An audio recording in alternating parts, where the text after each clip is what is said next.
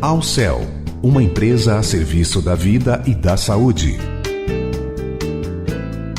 E para dar continuidade a esse especial sobre o câncer de mama em Outubro Rosa, que estamos falando sobre prevenção, cuidados, o que a mulher deve fazer a respeito do autoexame, eu vou conversar com a doutora Tatiana Croce, que é uma psicóloga formada desde 2004 pela Universidade de São Francisco.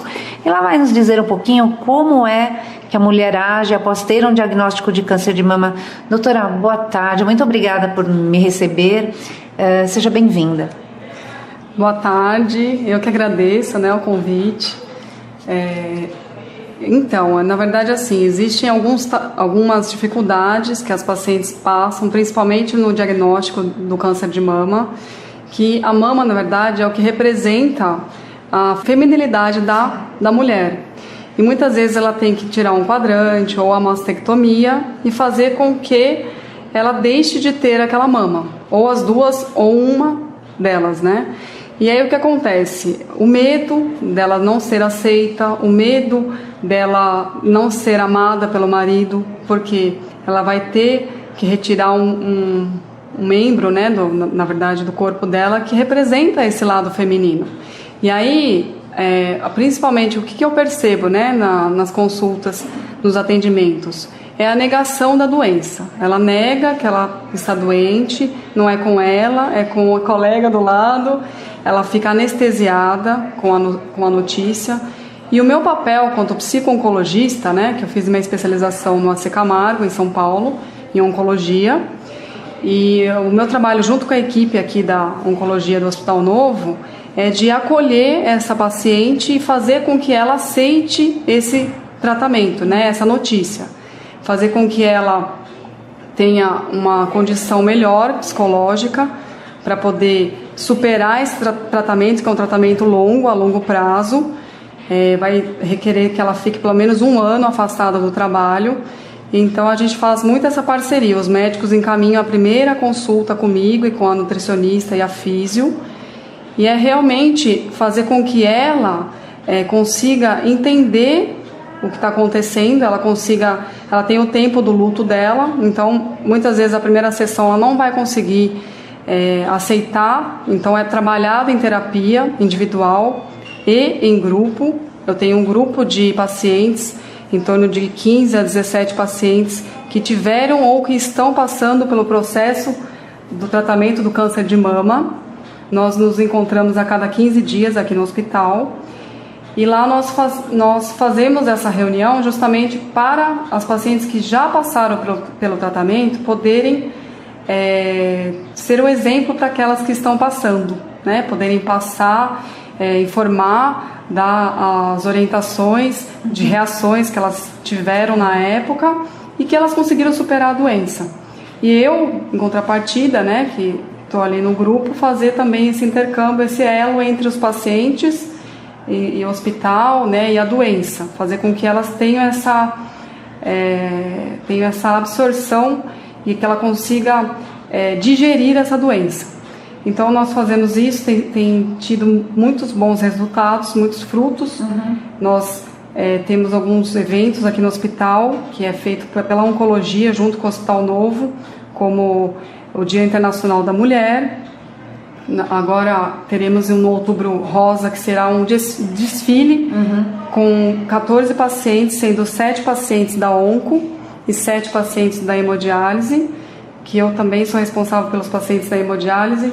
Então nós convidamos para elas desfilarem para representar não só a prevenção, que no caso seriam as pacientes da hemodiálise que nunca tiveram o câncer de mama, como as pacientes que estão em tratamento, que são as 7 pacientes da onco. E elas vão representar essas pacientes que estão em tratamento e processo de cura, do tratamento do câncer de mama. E aí o que acontece? A gente, na terapia individual, eu faço esse trabalho individual e em grupo, então muitas pacientes precisam também do atendimento individual, então elas passam pelo grupo, frequentam a cada 15 dias, porque são 2 vezes ao mês, e fazem esse atendimento comigo individual para a gente poder elaborar melhor esse luto, porque é um luto, o recebimento de uma notícia de um câncer, principalmente para as mulheres ser o câncer de mama, que é um fator muito agressivo para essa paciente justamente por ser na mama, e algumas delas não tiveram filhos, então o questionamento maior é como que eu vou conseguir amamentar, se eu vou conseguir engravidar. E é isso que a gente trabalha com essas pacientes, que o foco maior é a cura, né? O tratamento para que ela consiga futuramente ser mãe. E aí é feito isso durante os atendimentos individuais. Mas, doutora, eu acho que também existe meio que uma fase, né, do acompanhamento da doença com relação ao diagnóstico. Por exemplo, quando você pega um diagnóstico como esse, acho que o primeiro momento nem é muito a parte estética, eu estou enganada. Acho que é mais o medo mesmo de deixar os filhos, a família e de morrer, né? Exatamente. Então, assim, algumas pessoas reagem com esse medo de perder, de morrer, na verdade, de ficar... Não ver os filhos crescerem, né? Não ter a continuidade da vida dessa pessoa, muitas vezes jovem. E também algumas queixas que a gente ouve muito, não é só também esse medo de morrer, realmente a retaliação, é o membro ser retirado, né? Então, é a negação, são as 5 fases do luto, né? Que nós temos a negação, a primeira é isolamento, depois a negação, depois vem a raiva, depois vem a depressão e por último a aceitação. Então, esse paciente geralmente ele passa, né, pelo isolamento e pela negação. Então ele nega, e essa negação muitas vezes ele já vai para a raiva, né, que é a terceira fase do luto, que é o quê? Porque eu e não a outra pessoa, né? E eu vou morrer, né? Então eu tenho essa doença, é um castigo, né? Eu não vou poder ver meus filhos crescerem. As queixas são variadas, né? Então depende muito da cultura, depende muito do conhecimento da paciente, até do nível dela social. Isso influencia muito também no luto dela. Então, como ela vai descrever para mim aqui no consultório, ela é muito da cultura dela familiar, né? Como que foi lá na infância dela, na adolescência. Então pode ser exatamente como você falou. Pode ser a primeira queixa que ela vai perder, né, a mama, ela vai ficar feia, o marido não vai aceitar, a sociedade vai vê-la não como mulher, e também há o medo dela morrer, porque o câncer, na verdade, ele é uma doença ainda muito mistificada, né, ela é muito estigmatizada. As pessoas elas acham ainda que o câncer ele é uma doença que tem e morre. Por quê? Porque antigamente, há 20 anos atrás, 30 anos atrás, nós não tínhamos a medicina que hoje nós temos, os recursos que nós temos, que o câncer é 99% de chance de cura o câncer de mama, tanto como o câncer de próstata. Isso aí são dados que não sou eu que estou dizendo, é o INCA, né? E, enfim, dados de grandes hospitais também, de que se a mulher ela conseguir descobrir com um preventivo, que é o principal, que é o exame de mama, né? Mamografia ou de ultrassom, ela consegue diagnosticar, fazer a cirurgia ou muitas vezes só a radioterapia e se curar daquele câncer. Então, muitas vezes o paciente que vem com a queixa, né, que ele acabou de receber, na verdade é o medo do novo, né, do desconhecido. É uma doença que ainda é muito estigmatizada e que a gente trabalha aqui com os pacientes que é uma doença como qualquer outra, né, seja paciente dialítico que deixou de funcionar os rins, seja um paciente com tuberculose, ou seja um paciente com um problema nos ossos, né, ortopédico.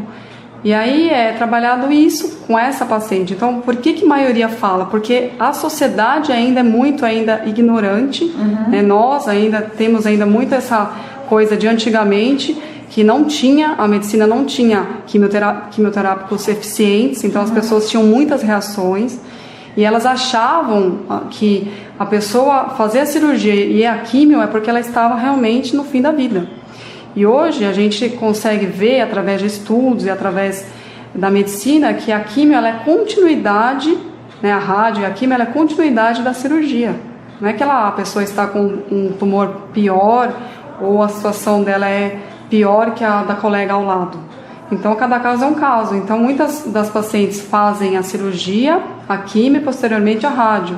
Isso é um trabalho, na verdade, é um tratamento, na verdade, completo. Não é que nem eles faziam antigamente, que era só a cirurgia e pronto. Por que às vezes a paciente tinha recidiva, voltava o câncer de mama? Porque ela não tinha feito a quimio. E a quimio é que vai impedir de que as células cancerígenas vá para outros órgãos. né? Agora, com relação ao tratamento psicológico, esse acompanhamento, isso é um acompanhamento que tem um tempo para acontecer ou ela deve fazer por muitos e muitos anos? Na verdade, a minha abordagem é comportamental, né? Eu trabalho com terapia comportamental cognitiva e nós tentamos ser a terapia breve, né? No hospital não dá para você fazer diferente da terapia em clínica. Clínica você consegue ter um tempo maior. Aqui, então, não há um tempo, né, exato. Na verdade, é o tempo daquela paciente, dela, a gente trabalhar essas dificuldades, porque além do câncer, ela tem a vida dela. Na verdade, ela não é o câncer, né? O câncer é uma doença que ela está passando e ela tem todas as outras dificuldades, as outras limitações fora, né? E também a gente deve levar em conta que eu acho que problemas podem ocorrer, não é verdade, doutora? Por exemplo, relacionamento após o câncer. Relacionamento afetivo, você Sim, diz? relacionamento afetivo. O que eu percebo muito, que o relacionamento, às vezes, as pacientes que descobriram, muitas vezes o marido ele acaba se separando mesmo, né, dela, porque ele não aguenta a notícia, na verdade não aguenta a situação dela ter descoberto o câncer. Mas por quê? Porque a relação dele já não estava boa, né, do casal.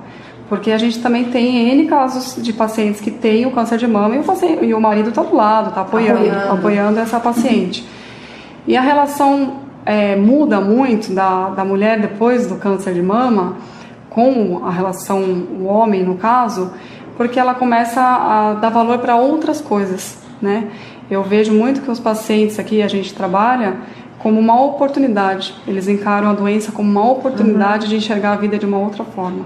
Não só preso à parte, né, física, que no caso a mama. Ele começa a ressignificar a vida. Então as relações amadurecem. Então essa paciente muitas vezes ela vai encontrar, ou ela vai namorar e casar novamente, ou vai ter a relação dela com o marido, a conjugal, melhor do que era. Ela vai começar a trazer isso para o marido e amadurecer quanto casal. Eles vão valorizar outras coisas, né? Momentos entre o casal, momentos de felicidade que não seja só a parte física.